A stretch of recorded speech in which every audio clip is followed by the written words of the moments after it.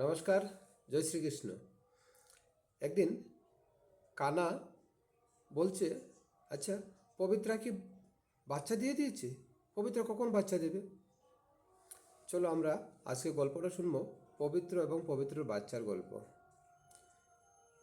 তো গল্পটা বলছে একজন সেবিকা, যিনি অনেক বৎসর ধরে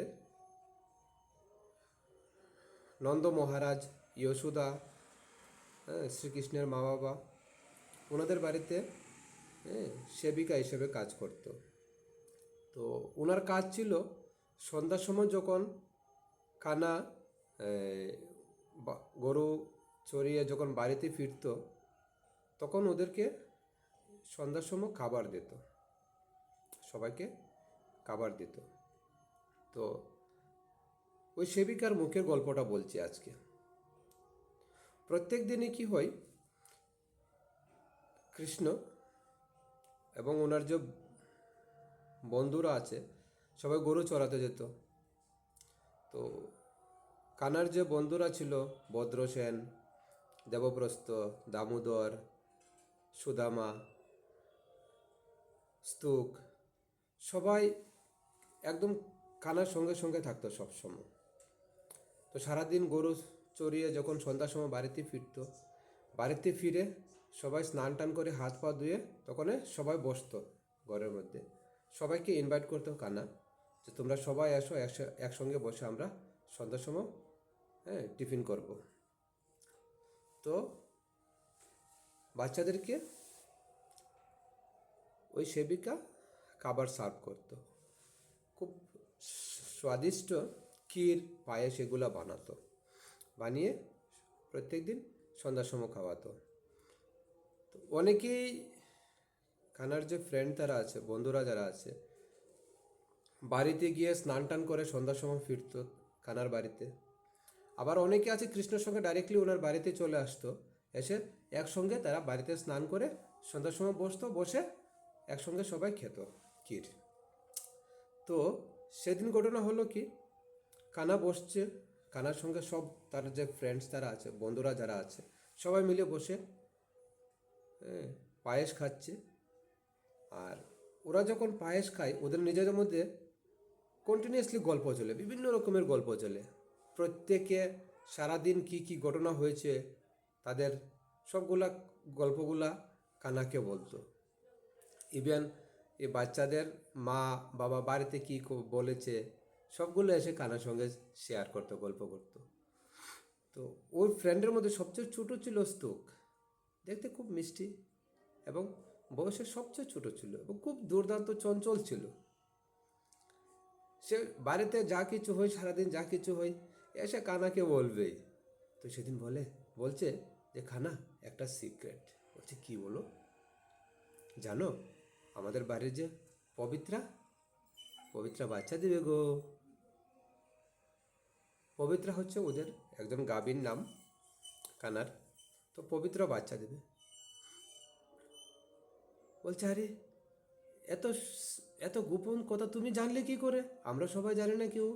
আর আমি আজকে লক্ষ্য করলাম, হ্যাঁ, পবিত্রা তো আজকে আসেনি মাঠে। বলছে, আমি জানি। খুব প্রাউডলি ফিলিং করে বলছে স্তূপ, বলছে তাই তো আজকে মা হ্যাঁ চড়াতে নিয়ে যেতে মানা করেছিল। মা বলছে আমাকে, হ্যাঁ, গাবি বাচ্চা দিবে। তো বাচ্চারা যখন বসে গল্প করে অন্যান্য দিন কন্টিনিউসলি এখান থেকে মুভমেন্ট থাকে, গল্প করে বিভিন্ন রকম। কিন্তু আজকে টোটালি মানে সবাই চুপ, মানে কানে কানে ফিস করে কথা বলছে, যেন প্রাপ্তবয়স্করা বড়রা কেউ এতে না শুনে। তারা বাচ্চাদের মধ্যে নিজেরা মধ্যে গল্প করছে, আরে পবিত্র বাচ্চা দেবে, পবিত্র বাচ্চা দেবে। কত ভালো লাগছে, মানে তাদের মধ্যে যেমন একটা আলাদা অনেক বড় সিক্রেট নিজেদের মধ্যে গল্প করছে। আর এই যে ক্ষীর দিয়েছিল, ক্ষীরটা ধীরে ধীরে খাচ্ছে আর নিজেদের মধ্যে গল্প করছে। তো সেবিকা দাঁড়িয়ে দাঁড়িয়ে সবগুলো দেখছে, কিন্তু সেবিকাকে কিচ্ছু বলছে না। হঠাৎ করে কানা জিজ্ঞেস করলো সেবিকাকে, আচ্ছা, পবিত্র বাচ্চা কখন দেবে গো?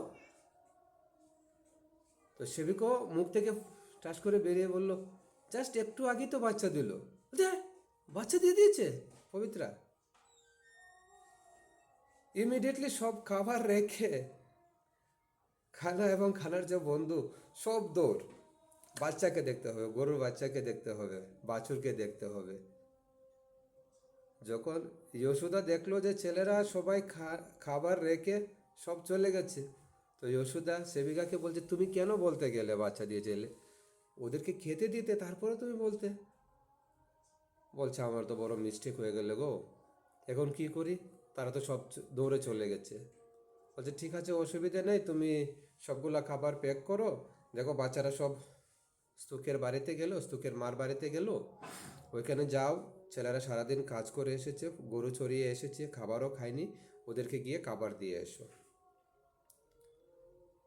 তো সেবিকা সবগুলা খাবার প্যাকিং করে যাচ্ছে স্তূকের বাড়িতে। আর এদিকে কি হলো, কানা এবং কানার বন্ধু বলরাম সব মিলে গিয়ে সব করে সব গোল হয়ে বসে সবাই দেখছে বাছুরকে। কি সুন্দর, কি মিষ্টি দেখতে, মায়ের মতোই পুরো সাদা হয়েছে বাছুরটা। আর মাতা বাচ্চাটাকে জিব্বা দিয়ে চেটে চেটে পরিষ্কার করে দিচ্ছে, উষ্ণ করে দিচ্ছিল। যেই খানা সামনে গেল, মা গাভীটা ইমিডিয়েটলি মাথা ঘুরিয়ে কৃষ্ণের দিকে নিয়ে আসলো। এসে নাক দিয়ে কৃষ্ণর স্মেল নিতে লাগলো, গন্ধ নিতে লাগলো, এবং কৃষ্ণকে চাটার চেষ্টা করছিল। কিন্তু ইমিডিয়েটলি তার মনে আসলো, আরে বাচ্চাটা তো এখনই স্নান করে এসেছে, আমি ওকে জিব্বা দিয়ে কি করে চাটবো?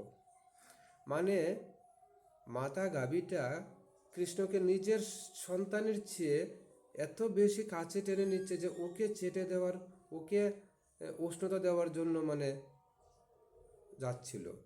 কিন্তু তৎক্ষণাৎ ওর মনে হলো যে খানা তো এখনই স্নান করে আসে, আমি যদি চাটি তাহলে তো আবার যদি খারাপ হয়ে যায় জিনিসটা। তো বারবার নিজেকে কন্ট্রোল করছিল গাভী মাটা। আর কৃষ্ণ বলছে, আরে তোমার বাচ্চাকে তুমি চাটো না, বাচ্চাটাকে পরিষ্কার করো। মাথা ঘুরিয়ে দিচ্ছে, বারবার মাথা ফিরিয়ে নিচ্ছে। তারপরে কৃষ্ণ বলরাম দুজনে মিলে গাভী মাথা ঘুরিয়ে বাচ্চাটার দিকে দিল।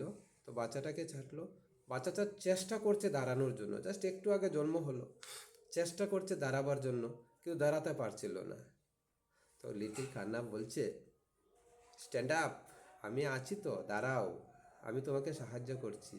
তো যে হাতে ধরে একটু সাহায্য করলো, বাচ্চাটা দাঁড়িয়ে গেল। বাই দ্য সেম টাইম ওই সেবিকা ওইখানে সব দাঁড়িয়ে ঘটনা দেখছিল।